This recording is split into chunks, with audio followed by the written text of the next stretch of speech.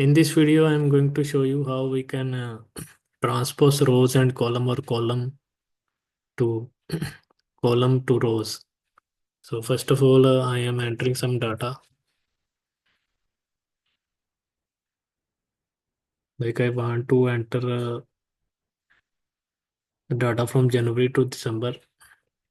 So this is known as a custom list what I have generated because it is already stored in Excel by default. You can view my custom how to create custom list video. For that, click on option, click on advanced.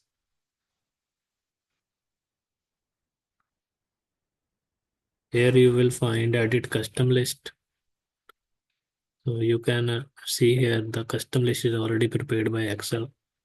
You can also create your own list that I have created already. So if you want to transpose this, I mean you want to write in the form of columns, column A, column B. So you have to first select the data which you want to transpose and copy this data, and then select where you want to paste.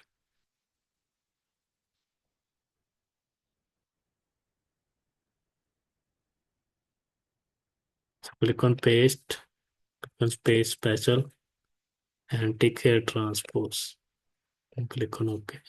So in this way you can transpose from row to column or column to row. Thanks for watching.